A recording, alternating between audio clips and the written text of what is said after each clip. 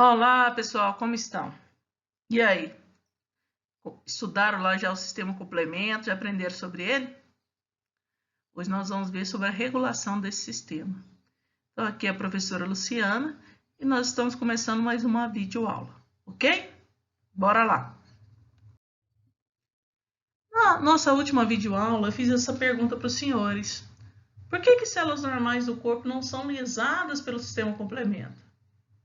Que mecanismos que existem no nosso sangue que nos protege contra a ação do sistema complemento? Porque quando acontece a cascata de ativação, são formando várias moléculas de C3A, C3B, C5A, não é uma molécula. A C3 convertase, C5 convertase, elas vão clivando várias proteínas que estão passando ali, não é uma única C3, uma única C5. Então, por que a hemácia, né, o leucócito, a célula endotelial não é lisada, por exemplo, ou não sofre alguma ação do sistema complemento? Existem mecanismos de proteção que regulam a ação do complemento. E é isso que a gente vai descobrir hoje. Nós temos 4 mecanismos básicos que protegem contra a ação do sistema complemento. São esses 4. Inibição de C1, inibição de C3 convertase, inativação da C3 ou C5 convertase que já existe, e a inibição da formação do MAC, que é o complexo de ataque à membrana que promove a lise. Então, nós vamos estudar cada um desses. Inibidor de C1. Inibidor de C1 é uma proteína plasmática que inibe proteases. Então, inibe C1, vamos estar falando. Então, ela inibe proteases que têm a função serina. Então, inibe, né, a C1R, C1S, bloqueando. E isso separa, então, o complexo do sistema C1, né, do C1, separando C1Q, que é o que fixa, né, a IgG ou IgM, bloqueando, então, a ativação. Então, o inibidor de C1 bloqueia isso aqui. Esse inibidor de C1, ele não atua só no sistema complemento. Ele atua também, né, no sistema de coagulação e fibrinólise.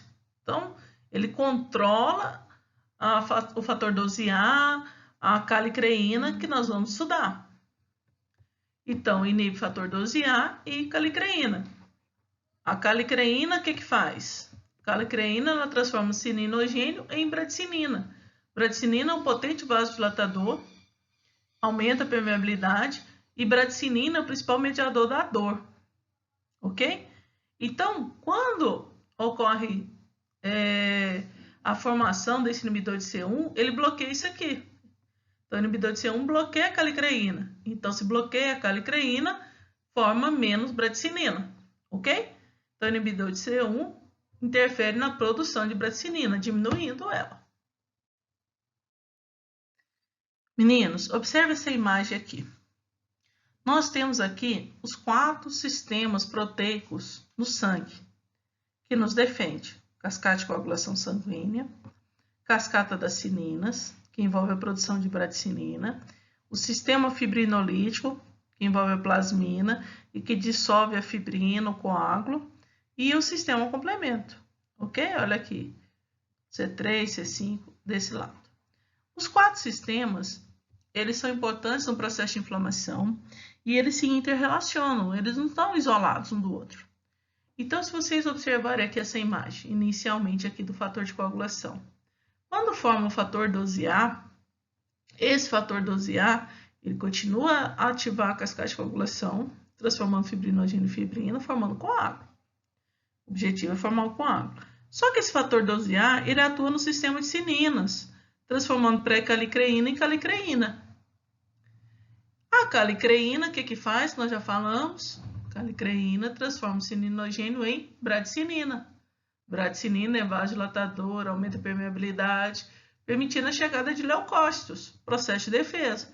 Só que bradicinina é mediador da dor, então vai ter dor, ok? Outra função dessa calicreína, ela transforma o plasminogênio em plasmina, então ela ativa o sistema fibrinolítico. A plasmina, ela dissolve fibrina. Olha que interessante. O sistema começa a formar o coágulo e ele já preocupa que depois tem que dissolver o coágulo, porque o coágulo não vai poder ficar eternamente lá no vaso, da pessoa. Formou o coágulo para dar tempo das células endoteliais regenerarem.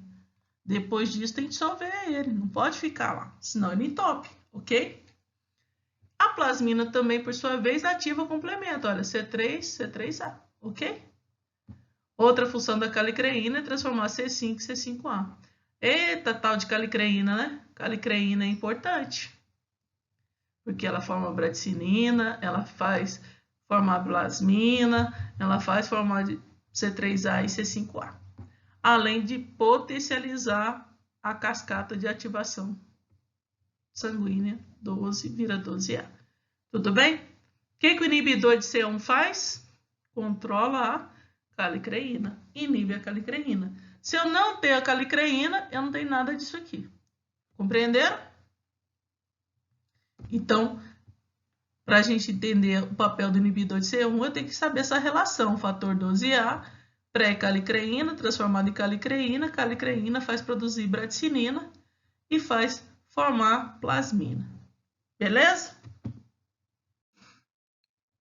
Então, olha essa imagem. Tá lá o que eu estou falando. Pré-calicreína sendo transformada em calicreína.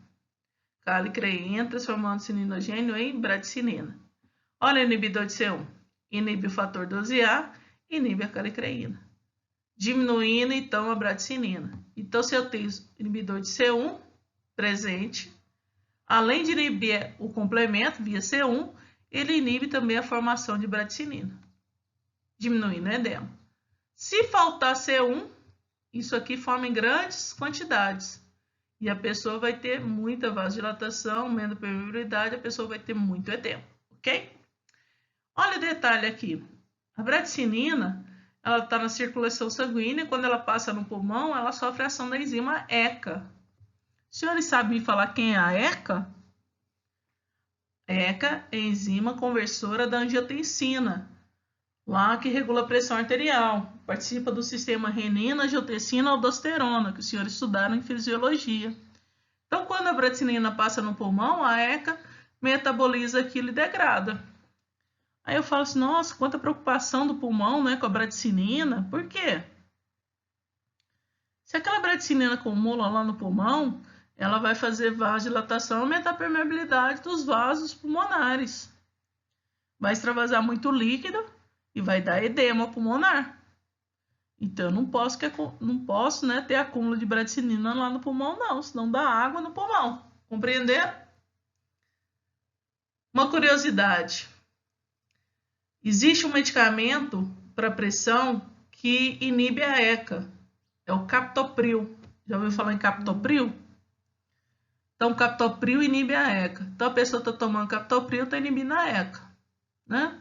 E a ECA, então, não vai ter a formação de angiotensina 2, né? Porque o efeito primário da ECA é transformar a angiotensina 1 em angiotensina 2. A angiotensina 2 faz aumentar a pressão, ok? Só que qual que é o efeito colateral de usar o captopril? Vai ter acúmulo de bradicinina lá no pulmão. Vai ter vasodilatação e pode dar água no pulmão da pessoa que usa captopril. Aí uma tal da tosse, né, um reflexo de tosse que vai ter. Então, não posso ficar usando captopril de forma prolongada, não, tá bom? Escolham aí outro antihipertensivo. Beleza? Existe uma doença genética em que a pessoa não nasce com o inibidor de C1. Então, ela não tem o inibidor de C1. Então, olha aqui, a pessoa sem essa doença tem lá uma quantidade normal de inibidor de C1 e esse inibidor de C1 se contrapõe à bradicinina normal. Aí os vasos sanguíneos estão com calibre normal. Quando a pessoa não tem esse inibidor de C1 ou não produz, né, em baixa quantidade, não existe contraposição. Então, a calicreína atua muito e forma muita bradicinina. E aí o vaso da pessoa vive o quê? Dilatado. Então, essa pessoa vive com edema devido aos vasos, ok? Angioedema hereditário. Então, no angioedema hereditário, a pessoa nasce sem produzir o inibidor de C1, ok? Tem uma deficiência na produção ou não produz de forma alguma o inibidor de C1. Trata-se de uma doença autossômica dominante. Como falta esse inibidor, então C1 vai atuar de forma espontânea, sem problema. Não tem ninguém para controlar C1. Então, C1 nós vimos que ele cliva C2 e C4. Então, aumenta C2A, C2B, C4A e C4B. C2B é uma procinina, né, que faz vasodilatação, gera edema. Além disso, nós vimos que, como não tem inibição de claudicreína, aumenta a bradicinina. Vai ter muita vasodilatação, vai ter dor. Então, a pessoa fica toda edemaciada, toda inchada, espontaneamente, do nada ela incha. Então, vai ter edema de pele, mucosa, muita dor abdominal, vômito, diarreia e obstrução das vias aéreas. Ok? Bem, outros mecanismos, né, de controle. Nós temos a inibição de C3 convertase. Isso envolve uma proteína chamada fator I, de inativação. Só que esse fator I só funciona se tiver cofatores que a gente vai conhecer. Um outro mecanismo, além do fator I, é o DAF, que é o fator de aceleração do decaimento. Então, a gente tem fator I e DAF. Então, a gente vai ver fator I primeiro, depois o DAF. Fator I. Fator I, ele inativa C3, né? Ele inativa, ele cliva C3b e C4b, que são proteínas que depositam na parede do antígeno. Então, se isso aqui ligar na hemácia, a hemácia tem o fator I e vai degradar isso aqui. Só que esse fator I só funciona se tiver na presença ou de fator H, ou de MCP, ou de C4BP. O que é MCP? Proteína de membrana de atividade cofatora, e C4B é C4 Bind Protein, proteína ligante C4. Então tá lá, C3B, o fator I inativa ele, produzindo IC3B, C3D e C3DG. Isso aqui são opsoninas, né, que podem estimular a fagocitose, por exemplo. Esses cofatores, né? Então, MCP, fator H e C4B, o que eles fazem? Olha a imagem. Então, lá, C4B, C2A. Isso aqui é a C3 convertase da via clássica. C4B vem, BP vem, se liga a C4B, bind, tá vendo? Dissocia C2A. Acabou a C3 convertase. Aí o fator I vem, vê aquilo e degrada, inativa, formando inativação aqui do C4BI, ok? Então, a C4BP atua na C3 convertase da via clássica. Já o fator H se liga a C3B, que está na membrana do antígeno. C3B tem lá o H, ele vem, e aí vem o I, ele é atraído. Então, primeiro vem o cofator, depois o fator I. Aí o fator I dissocia e degrada IC3B aqui, ó. E aí libera o fator H. Esse fator H é uma proteína do nosso sangue. E ele bloqueia, então, a ligação de C3B-BB. Ou seja, quem vai ligar aqui é o fator B, que é da via alternativa. Então, não deixa formar a C3 convertase. Ele não deixa formar. Aqui ele separa a C3 convertase. Ele inativa a C3 convertase. Aqui não deixa formar a C3 convertase, ok? Então, o fator H é uma proteína do plasma e ela tem alta afinidade por ácido ciálico. Nossas células têm ácido ciálico. Olha aqui, pessoal. A membrana da hemácia, tá vendo? E ela apresenta aqui o ácido ciálico. Então, esse ácido ciálico, ele atrai o fator H. Então, o fator H vai aderir à membrana da hemácia, protegendo a hemácia. E aí, quando forma o C3B, já está o fator H, aí vem o fator I, e inativa o C3B. Ok? As bactérias não vão ter esse ácido ciálico. Então, o fator H não vai proteger a bactéria. Beleza? E o MCP, como que ele faz? MCP é uma proteína de membrana que vai se ligar a C3 convertase da via alternativa. Então, tá lá, MCP vem, se liga e separa o C3B do BBP. Então, separou. Separa C3B de BB. E aí, o fator I chega. Então, o fator I só vem depois que o cofator está aqui. E aí ele inativa o IC3B. Ok? Tudo bem? Então, MCP é um cofator que permite o fator I atuar e inativar C3B. Terminando assim a C3 convertase da via alternativa.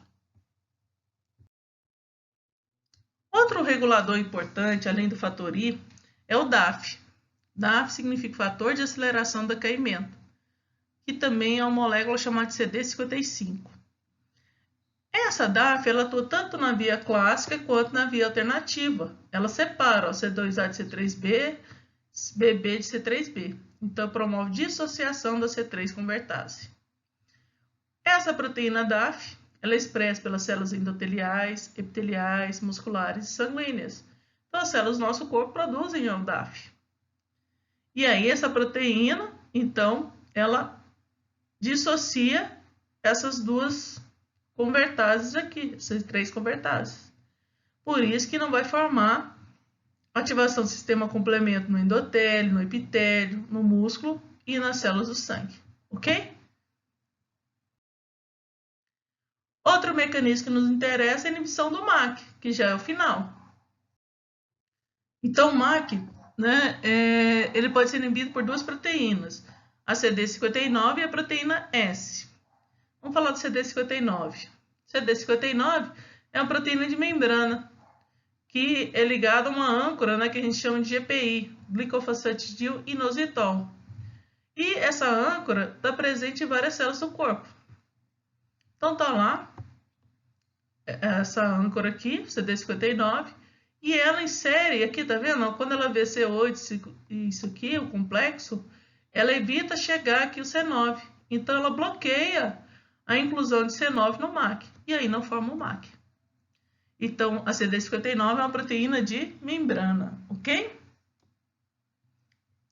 Já a proteína S é uma proteína do plasma, e ela vai se ligar a esse complexo quando é para chegar a C8.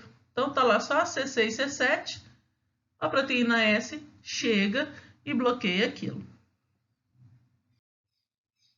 Então, aqui eu tenho, né, só para a gente comparar a inibição do MAC e da C3 convertase. Aqui a gente tem o DAF, que é CD55, e aí tem lá a C3 convertase, ó, da via alternativa. Ele dissolve, ó, ele separa, dissocia. Já a inibição do MAC, a gente tem a CD59, que é uma GPI, e ela bloqueia a chegada de quem? De C9. Tudo bem? Então, a DAF, que é a CD55 e a CD59, são proteínas de membrana, que nos protege as hemácias, as células endoteliais e assim por diante. Já a proteína S, ela também inibe o MAC, mas é uma proteína do plasma, que vai aderir às células do nosso corpo. Então, isso aqui são as proteínas reguladoras que existem e que protegem as nossas células contra a ação do sistema complemento. Então, a gente tem a CD59, que é a proteína de membrana, que inibe a formação do MAC, ok? O fator S, que é uma proteína do plasma, que também inibe a formação de MAC, impedindo a chegada de C8, aqui impedindo a chegada de C9. A gente tem um DAF, que é uma proteína de membrana, que é CD55, que evita a formação da C3 convertase. E tem o fator I, que degrada a C3B, evitando a formação de C3 convertase. Esse fator I, para funcionar, ele precisa de cofatores, como MCP, fator H, C4BP. Então, todos eles, ó, MCP evita a formação de C3 convertase, fator H evita a formação de C3 convertase da via alternativa, C4B evita a formação de C3 convertase da via clássica. Tranquilo?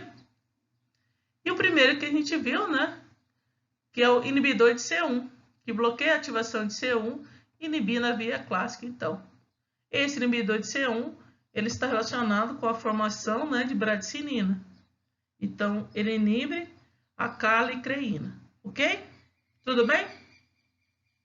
Então, essas proteínas aí protegem as nossas células contra a ação do sistema complemento.